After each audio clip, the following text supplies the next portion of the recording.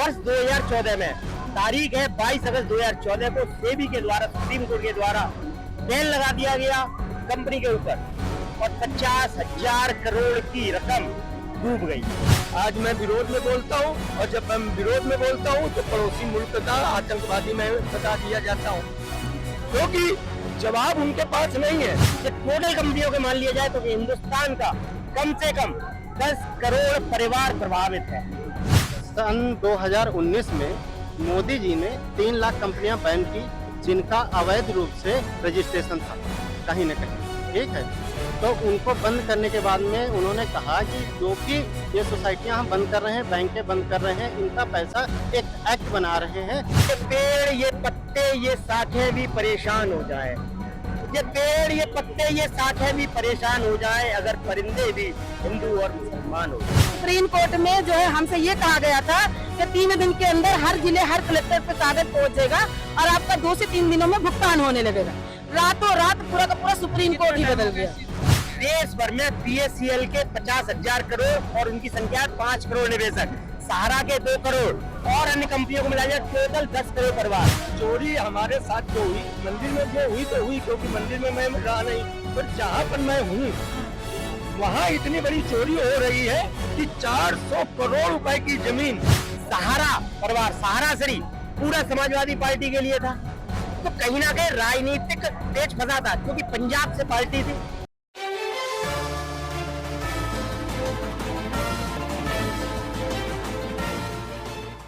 तो अभी हम दिल्ली के जंतर मंतर पर मौजूद है।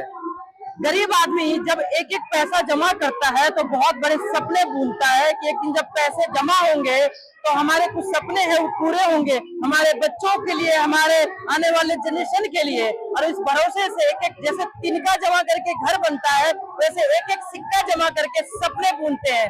लेकिन जब अचानक कुछ ऐसे सत्ताधारी, सत्ता परिवर्तन होते ही ऐसे व्यक्ति सामने आ जाए, देश के लुटेरे जो बैठे तो होते हैं अच्छे अच्छे पद पे, लेकिन इतने बेईमान होते हैं कि आम आदमी का पैसा खा जाते हैं। 2014 से लगातार बहुत सारी ऐसी कंपनियां हैं जो बंद हो रही है। ये वही कंपनियां हैं जहां पे बहुत सारे जमा पूंजी जमा हो रहे थे लोगों के, आम लोगों के। वो भी ऐसी बहुत सारी कंपनियां, उसके बारे में हम बात करने वाले हैं जो लोग जंतर मंतर पर आज ये धरना दे रहे हैं। सर पहले आप बताइए अपने धरने के बारे में और वो कौन कौन सी कंपनियां जिन्होंने आपके पैसे खाए। सबसे पहले मैं आपके चैनल के दर्शकों को नमस्कार करता हूं।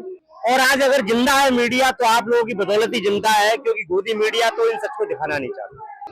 PSCL इंडिया लिमिटेड, सहारा परिवार और ऐसी तमाम कंपनियां, कल्पतरू, GIC, समृद्ध जीवन, बाइक बोर्ड, न जाने कितनी कंपनियां हिंदुस्तान में भारत सरकार की, सत्ता किसी की भी रही हो, लेकिन भारत सरकार के द्वारा रजिस्टर्ड होकर इस हिंदुस्तान में चल रही थी।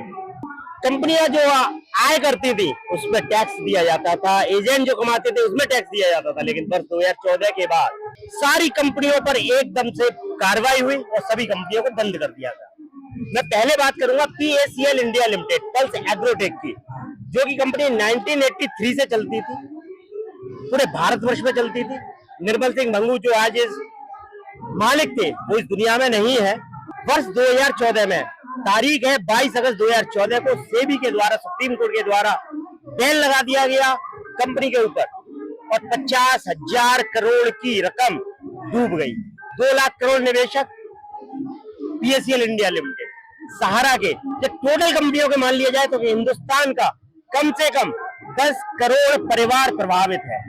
PSCL के मामले में सुप्रीम कोर्ट ने 2 फरवरी 2016 को RM लोढ़ा की कमेटी बना दी और 2016 से आज हम 2026 में खड़े हैं। 10 साल पूरे हो गए, न तो ये जमीनें बेच पाए, न निवेशकों को पैसा दे पाए।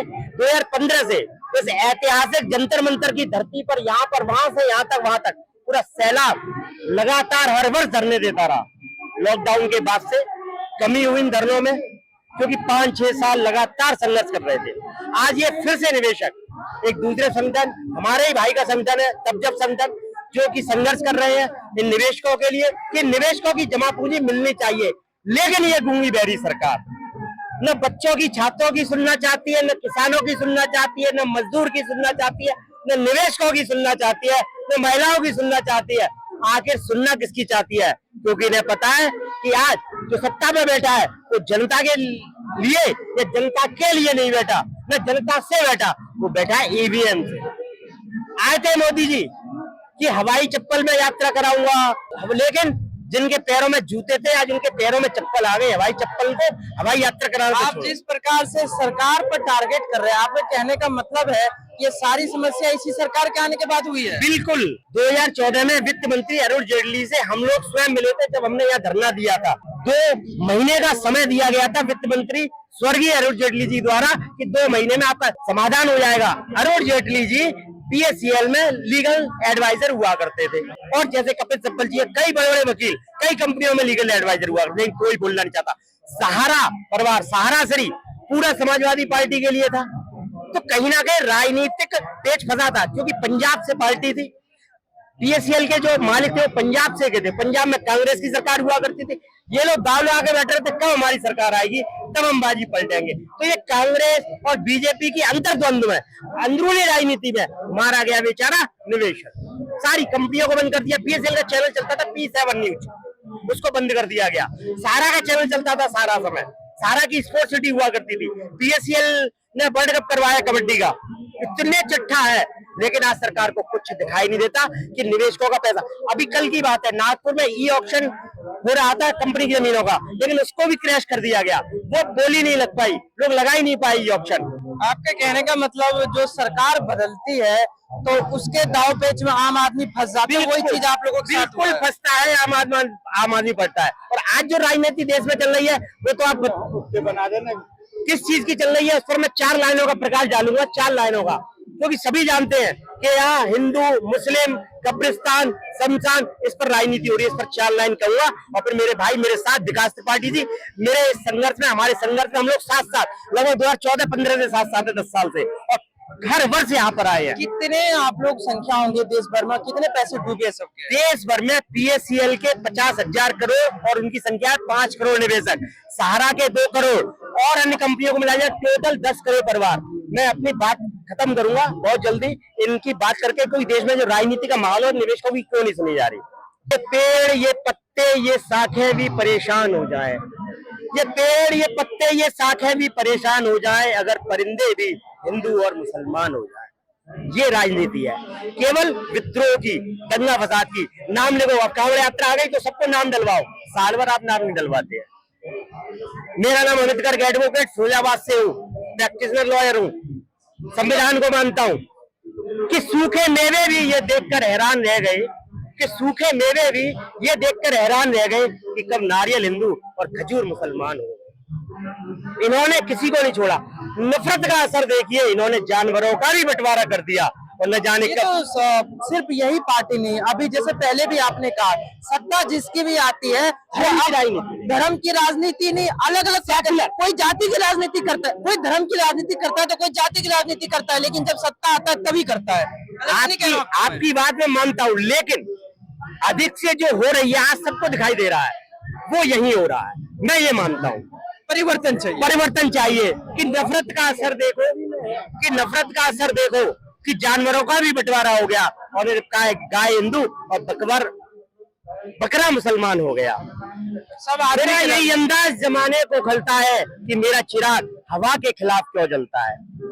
मत बांटो लाल हरे में, मत बांटो लाल हरे में, मेरे देश में दंगा रहने दो, मैं अमन पसंद हूँ, मैं अमन पसंद हूँ, मेरी छत पर तिरंगा रहने दो, मेरी छत पर तिरंगा। जय हिंद। बिल्कुल, बहुत बढ़िया। हर आदमी को अपनी बात रखने का हक है और राष्ट्रभक्ति से बड़ा कुछ नहीं है। देश में धर्म से ऊपर है, राष्ट्र है। क्या कहना चाहेंगे आप? ये जो बात इन्होंने बोली आखिरी में, आपको बताएं, अभी नजीर बताएं, एक अंगोछा हमने पहन लिया लाल कलर का, तो कुछ भगवा नहीं लाल कलर का, तो लोगों ने बोला कि भैया क्या सपा ज्वाइन कर लिया क्या। इतनी मानसिकता खराब हो गई। जो आप बोल रहे हो कि पहले की सरकारों में इतना कपड़े में और खाने पीने में इतना कोई भी नहीं बंटवारा था जितना इस समय हो गया। आपके टीके पे भी सवाल कर रहे होंगे? सवाल तो होता ही है। आप जरा सा सरकार के विरोध में बोलने लगो तो मैं कानपुर की धरती के हूँ और कानपुर में मैं ब्राह्मण हूँ। समय ये है कि अगर आप टीका भी लगा लो तो लोग कहते हैं कि ये तो मोदी का आ गया है, ये बीजेपी वाले आ गए हैं। बिल्कुल, क्या लगता है हिंदू भी वही मोदी से जुड़ गए? नहीं, कदापि नहीं है। आज मैं विरोध में बोलता हूँ और जब मैं विरोध में बोलता हूँ तो पड़ोसी मुल्क का आतंकवादी मैं बता दिया जाता हूँ, क्योंकि जवाब उनके पास नहीं है, जवाब उनके पास नहीं है। जो हम लोगों की समस्याओं का तो क्या बोल देते हैं, आतंकवादी हो, आप उग्रवादी हो, आप सरकार विरोधी हो, क्या मतलब है, आप क्या आप चाहते हैं? सरकार से ज्यादा तो विपक्षी बोलते हैं कि आप हिंदुओं पे सबसे ज्यादा सवाल उठाते हैं। आज आपने देखा है कि वहाँ पर पप्पू यादव जो है चंदा चोरी की बात हुई, उस टाइम कोई नहीं था, ठीक है। अभी वो बाबा बन के वहाँ बैठे और कह रहे इस दान पेटी में डालो। सबसे ज्यादा हिंदुओं का मजाक इस टाइम उठा रही है। कहने का मतलब है कि राजनीति सिर्फ एक ही पार्टी धर्म पे नहीं करती है, सभी करती है। तो आप लोगों को उससे ऊपर उठना चाहिए। देखिए ऐसा है, चोरी हमारे साथ जो हुई, मंदिर में जो हुई तो हुई, क्योंकि मंदिर में मैं रहा नहीं, पर जहाँ पर मैं हूँ वहाँ इतनी बड़ी चोरी हो रही है कि 400 करोड़ रुपए की जमीन आज उसको 111 करोड़ रुपए में बेची जा रही है। क्यों? क्योंकि सरकारी एजेंसी जो सेबी है, भारतीय प्रतिभूति विनिमय बोर्ड, वो नहीं चाहती है कि भुगतान सारे लोगों का हो सके, और जो उनके चाहते वाले हैं वो ये आपका सवाल जायज है, क्योंकि हमारा काम है सरकार से सवाल करना। क्योंकि अगर पैसा खाया तो आपके प्रशासन से बैठे लोगों से ये घटना घटी है, तो आपका जवाबदेही बनता है। हाँ, लेकिन हिंदू मुसलमान ना सरकार करे ना आप करे, जी ये होना चाहिए। देखिए हम लोगों ने कभी नहीं, हम लोग जब व्यापार करते थे इसी में, तो हिंदू हो चाहे मुसलमान हो, हम सब लोगों के निवेशक थे, हम सब लोग कार्यकर्ता एक मीटिंग में बैठते थे, एक जगह खाना और पीना होता था। आप यहीं पे देख लीजिए, आपको हर वर्ग का व्यक्ति मिलेगा, हर जात का व्यक्ति मिलेगा, हर जिले का मिलेगा, हर प्रदेश का मिलेगा। तो हिंदुस्तान की खूबसूरती है। आप क्या कहना चाहेंगे? आइए तो यहाँ आ गई, क्या कहना चाहते हैं? कहना ये है कि सर, ये सरकार जो है सिर्फ घुमा रही है। किसी कानून तो इन्होंने ही बनाया, वर्ष 2019 अनियमित जमा पाबंदी कानून, लेकिन ये घुमा रही है किसी कंपनी के लिए। इन्होंने लिक्विडेटर बना दिया, किसी के लिए मजूमदार कमेटी बना दिया, किसी के लिए आरएम लोढ़ा कमेटी बना दिया। लेकिन वर्ष एक कानून जो है 21 फरवरी 2019 में भारत की संसद ने बनाई, और पक्ष और विपक्ष दोनों मिलकर के बनाई। उसमें राष्ट्रपति महामहिम कोविंद रामनाथ जी थे, उनके सिग्नेचर से कानून पास हुआ।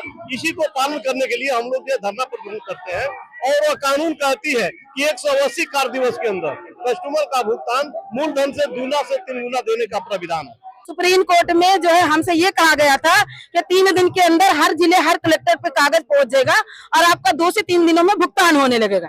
रातों रात पूरा का पूरा सुप्रीम कोर्ट ही बदल गया। इस चीज को लगभग 3 से 4 महीना हो गए ना, 3 से 4 महीना हो गए। मेरे पास वीडियो पड़ा हुआ है अभी भी। मैं लखनऊ से हूँ। क्या कहेंगे आप? मैं अभी सर ने कहा कि आप उनको लुभावन देते हैं, ठीक है। मोदी सरकार जो हम काम करते थे भारत सरकार कृषि मंत्रालय से, तो एक स्कीम है जो केंद्र सरकार की थी, जिसको आप बराबर सुनते होंगे, सुकन्या योजना। तो मोदी जी कहते भाइयों और बहनों, ये केंद्र सरकार की योजना है, बेटियों के लिए ये प्लान लीजिए और उनका विवाह का आगे का मतलब भविष्य अच्छा बनाइए। उस योजना को बांटने वाले सिर्फ जो गवर्नमेंटेड बैंकें थी, गवर्नमेंट सोसाइटियां थी, ठीक है, उन्हीं को सिर्फ ये दिया गया था। HDFC सुकन्या को नहीं कर सकती है, सबसे बड़ी बैंक है लेकिन प्राइवेट बैंक है। इसको करने वाले कौन थे? LIC जीवन बीमा निगम, भारतीय state bank, central bank, PNB bank और हम LUCC जिसमें काम करते थे। तो उस योजना को करने के लिए उसने सिर्फ हमें दिया 3.5 लाख कंपनियां, बहुत सारी अभी भी कंपनियां चल रही, सबको सुकन्या योजना बांटने के लिए नहीं कहा। क्यों कहा? क्योंकि गवर्नमेंट के द्वारा काम हो रहा था। बाकायदा अशोक का चिन्ह लगा हुआ, मैंने वहाँ क्या कहते हैं कोर्ट जा करके बहुत सारे वकीलों से जानकारी ली, तो हाँ पूरा आप गूगल पे सर्च कर लो, अभी भी सचेत वेबसाइट है जो गवर्नमेंट की वेबसाइट है, जिसमें सारी आपको बैंकें आपको दिखती, वहीं पर हम भी आपको दिख जाएंगे, ठीक है। और जैसे ही इसको बंद किया गया, सरकार ने, मोदी सरकार ने लिक्विडेटर नियुक्त कर दिया कि आपका पैसा इसके माध्यम से मिलेगा, ठीक। और लिक्विडेटर जो है वो जो अर्ध सरकारी होती हैं या सोसाइटियां होती हैं जो गवर्नमेंट द्वारा, गवर्नमेंट के नियम कानून होते हैं, प्राइवेट के लोग चलाते हैं, उन्हीं के ऊपर ये लिक्विडेटर नियुक्त कर देते हैं जब बंद करते हैं। तो फिर उन्होंने नियुक्त क्यों किया? आपके इसके माध्यम से दिया जाएगा, ठीक है। उस सुकन्या योजना को हमको करने के लिए क्यों कहा गवर्नमेंट करके जो है प्राइवेट वालों पे बात। अगर मोदी जी खुद कह रहे हैं ये योजना अपनाओ, आगे भविष्य बनाओ, वो जो न्यूज या टेलीविजन नहीं देखते हैं, गरीब जो लोग हैं उनके घर में नहीं है, तो उन तक ये योजना पहुंचाने का काम हम करते थे, ये जानकारी देने के लिए, और वो वीडियो मोदी जी की हम दिखाते थे। बाकी तो सुकन्या कन्या योजना उसमें भी ठगी हुई है। कब से जा रहे हैं? कितने साल हो गए ठगते थे? 2014 के बाद, जब से इनकी सरकार आई है उसके बाद, उसके पहले कोई भी कंपनियां नहीं भगी थी। उससे पहले नहीं, निवेशक था, सहारा का था, कपल्स का था, जो है कई कंपनियों का था, लेकिन कोई कंपनियां भगी नहीं थी। सारी कंपनियां 2014 के बाद भगी। मतलब कहीं ना कहीं ये बंद हुई है तब से। सर आपकी जवाब हम आपकी बात का जवाब देते हैं। तो सर आप एक मिनट सर आपका कहना है कि उससे पहले नहीं भगी थी। सन 2019 में मोदी जी ने 3 लाख कंपनियां बैन की जिनका अवैध रूप से रजिस्ट्रेशन था कहीं ना कहीं, ठीक है। तो उनको बंद करने के बाद में उन्होंने कहा कि जो भी ये सोसाइटियां हम बंद कर रहे हैं, बैंकें बंद कर रहे हैं, इनका पैसा एक एक्ट बना रहे हैं, बट्स एक्ट 2019, इसके तहत आपका भुगतान किया जाएगा। आगे से जो भी सोसाइटियां कंपनी चलेंगी और जो आगे आएंगी वो पूर्णतः गवर्नमेंट की देखरेख में चलेंगी, ठीक है। तो अब अगर किसी प्रकार की कोई भी दिक्कत होती है तो उसका पैसा गवर्नमेंट देगी। इन्होंने पूरी भरी सभा में लाइव किया, इसके वीडियो हम अभी भी आपको दे सकते हैं, ठीक है ना। तो उसके बाद में हमारा जो बैंक बंद हुआ ये 2024 नवंबर में बंद हुआ। 2019 में इन्होंने एक्ट लागू किया और वो सिर्फ कागजों में ये एक्ट लागू है, उसका क्रियान्वयन नहीं किया गया। सीआईडी के तहत या सीआईबी, हाँ, इन सबके तहत उन्होंने जब्त कर लिए। तो हम कह रहे हैं वो जो जब्त की है वो गवर्नमेंट की संपत्तियां है नहीं, वो उन्हीं कंपनियों की है जहां पैसा जमा। अभी तक कुछ मिला है उनमें से? नहीं, सिर्फ सहारा। इन्होंने 2 कमेटी गठित की, एक लोधा कमेटी और एक सेबी। उन्होंने प्रॉपर्टी बेचने की और पैसा फिर कब्जे में ले लिया। पैसे मिले अभी तक? पब्लिक को नहीं मिला, कुछ पैसा कमेटी ने पैसा इकट्ठा कर लिया, उन्होंने कई करोड़ रुपए इकट्ठा कर लिया, लेकिन आज तक निवेशक पैसा नहीं दिया। सुप्रीम कोर्ट ने भी आदेश कर दिया कि संपत्ति बेचो और पैसा दो, लेकिन उन्होंने आज तक निवेशक किसी को 1 रुपया नहीं दिया। होटल बनाते हैं, क्या कह रहे थे, कुछ मिला है? सुप्रीम कोर्ट ने अब, हाँ, इसका बाकी 3.5 लाख कंपनियों को नहीं, सहारा का जो पैसा है 2014 में इन्होंने सुब्रता जो कंपनी के मालिक थे सहारा के, इनको जेल में डाल दिया। पूरी जानकारी आप लोगों के पास है, ठीक है। उसके बाद से किसी का पैसा सहारा का नहीं मिल रहा था और उस समय जो 2014 में 5,000 की कीमत थी, मतलब वो 50,000 था उस समय। आज के समय में अगर किसी का 5 लाख जमा है तो मोदी सरकार सेबी के माध्यम से सिर्फ 50,000 तक लोगों को दे रही, लेकिन जो पलायन कर गए हैं, जिनकी मृत्यु हो चुकी है, नॉमिनी को भी पैसा नहीं दे रहे हैं, उनके लिए अभी तक कोई वो बना नहीं, ठीक है। तो सभी लोगों को पैसा नहीं देने, कहीं ना कहीं नाम गड़बड़ है। कहने का मतलब लोग जो जीवित है एटलीस्ट संघर्ष कर रहे हैं उनको तो उनका हक मिल जाए, उनका मिल जाए, ठीक है। और बाकी जितनी कंपनियों, इस बार चलिए आप लगातार कई वर्षों से कर रहे हैं, इस बार क्या फाइनल कुछ डिसीजन ले रहे हैं आप लोग? क्योंकि हाँ, इसी जंतर मंतर से ऐसे धरने भी हुए जिससे सरकार को ना झुकने पे मजबूर कर दिया है। आपका तो जेन्युइन मुद्दा है, तो क्या लगता है इस बार कुछ बड़ा होगा? इस बार बहुत बड़ा होने वाला था, लेकिन अभी 20 तारीख को जो चीजें हुए इसके लिए भाई आम जनता है कहीं ना पुलिस से भी डरती है। हम लोग जो भी ठगे गए वो ऐसे ही डरे हुए हैं, उसके बाद में ये सारी चीजें देखने के बाद में लोग और डर जाते हैं। नहीं, संसद घेराव का पूरा कार्यक्रम था, आज ही आर या पार। कितनी संख्या होगी इस बार आप लोगों की टोटल संघर्ष में? अब अगली बार जो होगा तो 1 लाख हम लोग पूरी कोशिश करेंगे कि 1 लाख आए और संसद का घेराव करें, फिर चाहे आर हो, चाहे डंडे पड़े या मरे या जिए, फिर आर पार की ही लड़ाई होगी। या तो मोदी जी आकर के ये ऐलान करेंगे कि आप लोगों को पैसा हम देना चालू कर देंगे, या फिर मरेंगे या फिर वो पैसा देंगे। मर तो तब भी नहीं, सुबह से भूखे